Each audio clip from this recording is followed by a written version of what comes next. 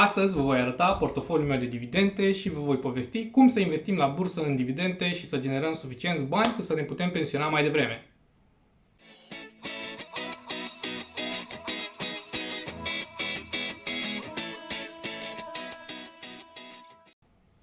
Numele meu este Florin Rața și sunt analist financiar de 5 ani. Acest video este făcut pentru un investitor mai activ care dorește să genereze un profit mai mare decât investind într-un ETF. Dacă nu știți despre investițiile mai sigure în ETF-uri, generatoare de dividend, vă rog uitați-vă la videoul anterior unde v-am învățat cum să câștigați $180.000 investind $150 pasiv, fără niciun pic de muncă, doar lăsând ETF-ul să lucreze pentru voi. Înainte să vă arăt portofoliul, haideți să vă arăt de ce investesc eu. În primul rând, eu nu sunt de acord cu a salva bani sub saltea sau într-un cont de economii. Este ok să ai un fond de urgență, niște bani salvați puși deoparte pentru orice fel de urgență, dar restul banilor trebuie neapărat să investim. De ce? Pentru că în fiecare an în România noi avem inflație care ne scade puterea de cumpărare cu aceiași bani. Deci noi, dacă nu ne creștem banii salvați prin investiții, în fiecare an vom pierde bani doar din faptul că acei bani nu vor avea aceeași putere de cumpărare pe care au avut-o în trecut. Gândiți-vă ce puteți cumpăra cu 20 de ani cu un leu și ce puteți cumpărați astăzi cu un leu. Cu același mindset trebuie să vă gândiți și la banii pe care îi aveți salvați. Nu contează că sunt 5 lei, că sunt 10.000 de euro sau că sunt 2 milioane de euro. Un investitor inteligent va investi oricum pentru a ajunge la profitul maxim. Pentru mine, scopul pe acest canal nu este să ne îmbogățim rapid și să facem bani din absolut orice, ci este să avem disciplină, strategie și un mindset adecvat cât să ajungem în 15-20 de ani la țelurile noastre financiare. Bun, înainte să începem să investim, hai să vă povestesc riscurile unui investitor activ, ca voi să decideți ulterior dacă vreți să investiți activ sau pasiv în dividende. În primul rând, față de un ETF, noi ca investitor activ trebuie să analizăm singur companiile în care vrem să investim, să ne uităm la situațiile lor financiare și să știm să le citim. Nu aveți nevoie de cursuri de finance pentru asta, sunt niște metrici foarte simpli, ne uităm la profit, ne uităm cât a crescut compania, ne uităm care este prețul acțiunilor, ne uităm cât la sută din prețul acțiunilor revin ca dividend și ne uităm la ce istorie de dividende are compania, câți ani la rând a dat dividende. Pentru că, cum v-am zis în videoul anterior, dividendele nu sunt obligatorii pentru companii. Ele pot renunța oricând la dividende sau le pot micșora oricând. Deci, ca investitor activ, va trebui să fim conștienți mereu de fiecare companie și de situația ei. Avantajele sunt că într-un portofoliu personal noi putem să ne asumăm niște riscuri mai mari, astfel încât să generăm niște profituri mai mari.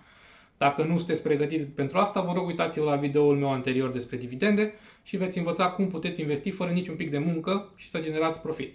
Bun, haideți să ne uităm la portofoliul meu. O să-l pun aici pe ecran și înainte să vă povestesc despre fiecare acțiune și cum am ales-o, haideți să vă povestesc despre care au fost principiile în spatele construirii acestui portofoliu. În primul rând, pentru mine diversificarea este cheia, așa că am vrut să evit cât mai mult risc, dar să-mi asigur și un return cât mai mare. Cum am reușit să mă diversific? În primul rând mi-am ales companii din fiecare industrie. O să vedeți aici că am companii în IT, am companii care se ocupă cu servicii financiare, am companii de real estate, am companii care se ocupă cu produse pentru clienți, am toate industriile posibile. În al doilea rând, ca să evit riscurile menționate mai devreme, am investit o treime din portofoliul meu în aristocrați ai dividendelor. Un aristocrat al dividendelor este o companie foarte, foarte mare, care are o istorie de 25 de ani de dividende, cel puțin 25 de ani, și în acești 25 de ani, în fiecare an, ei au crescut dividendele. Practic, aceasta este partea la sigur din investiția mea, în care nu am nicio problemă că va crește în continuare. Apoi, încă o treime din portofoliul meu sunt în așa numitele growth companies. Tot companii mari, cum sunt Apple, cum este Visa, la care nu te poți aștepta că vor da faliment sau vor avea probleme în următorii ani, dar în același timp păstrează o creștere foarte mare de la an la an. În schimb, problema la aceste companii este că în momentul acesta au un dividend yield foarte mic. Asta înseamnă că primesc mai puțin bani pe acțiune deținută față de companiile de la Dividend Aristocrats, de exemplu. Însă eu am ales să investesc și în aceste companii, urmărind principiul de diversificare, desigur, și asigurându-mă că am în portofoliu și companii care au potențial de creștere, care și-au crescut în ultimii ani dividendele de la an la an și au potențialul să ajungă undeva mult mai sus decât aristocrații. Iar a treia parte în care investesc în portofoliul meu sunt companii care au un dividend yield foarte, foarte mare. Aceste companii mi-aduc cele mai mari income-uri pe dividende, dar în același timp sunt cele mai limitate din punct de vedere growth.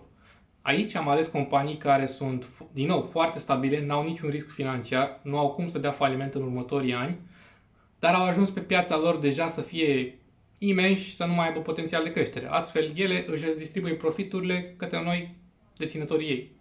O să vedeți pe prima coloană că am pus motivul pentru care am ales acea companie, pe cele 3 criterii menționate anterior. După aceea aveți numele companiei. Dacă nu le recunoașteți, puteți da un simplu search pe Google și le veți vedea. Veți vedea cât de mari sunt și ce profituri au. Apoi am pus sectorul în care fiecare companie activează. Cum vedeți, sunt sectoare foarte diversificate. Și apoi am câteva detalii despre acțiuni și dividende. În primul rând mi-am pus cât costă o acțiune acum. Apoi mi-am pus cât la sută din acea acțiune îmi va plăti compania în fiecare an. După aceea am creșterea estimată pentru fiecare companie în următorii ani și câteva date istorice despre cât a crescut în ultimii 5 ani și cât au crescut dividendele în ultimii 5 ani pentru acele companii. Mai jos, bazat pe aceste date, eu mi-am construit apoi 3 scenarii pentru calculul meu personal. Mi-am făcut un scenariu optimist, un scenariu realist și un scenariu pesimist. Să văd în fiecare scenariu câți bani voi genera eu cu o investiție de 20 de ani pe aceste 10 companii. Sursele tuturor datelor sunt de pe Yahoo Finance sau Seeking Alpha, puteți să le găsiți și voi dacă le căutați, iar scenariile sunt construite pe asumțiile mele personale. Bun, acum hai să vedem cum arată profitul meu dacă am avea un scenariu optimist în următorii 20 de ani. O să-l pun aici în dreapta și după cum puteți vedea, voi ajunge la minunata sumă de $340.000 în 20 de ani. Dacă aș investi $2.400 pe an, asta înseamnă că eu am investit $48.000 în total în acest scenariu.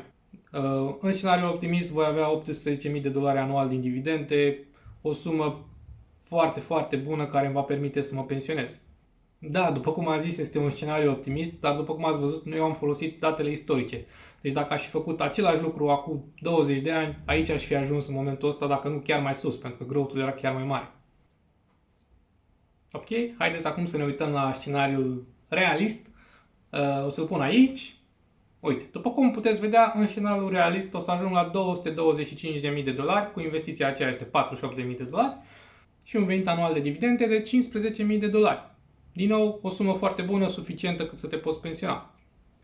Și țineți minte că toți acei $226.000 pe care îi vedeți acolo sunt bani care îi voi avea constant la îndemâna mea, pot să-i scot oricând, pot să-i reinvestesc în altceva, pot face orice cu ei.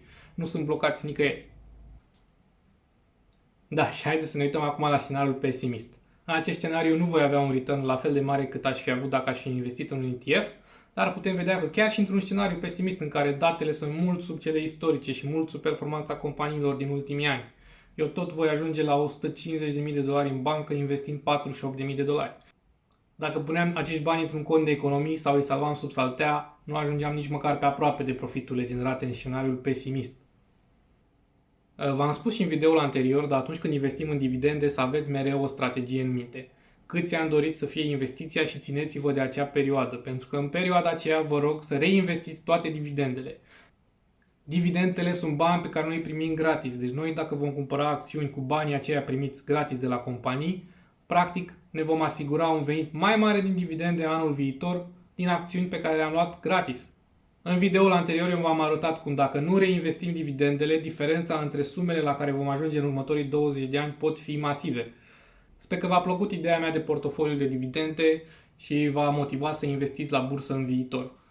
Țineți minte că investițiile sunt pentru viitorul vostru și doar dacă vă uitați la datele istorice, fiecare piață a crescut în ultimii ani.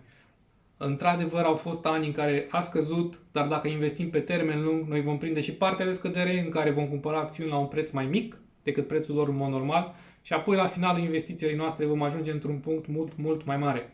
Dacă vrei în continuare idei de investiții cu bani puțini, dar cu profituri mari, te rog, dă un subscribe, dă un share la videoul meu și eu voi continua să muncesc pentru voi, să vă arăt cât mai multe soluții de cum să ne maximizăm profiturile fără riscuri mari. Pentru că un investitor inteligent investește în viitorul lui, nu vrea să se îmbogățească rapid, tot ce vrea este să genereze bani la sigur, fără multă muncă, fără bătăi de cap. Ciao!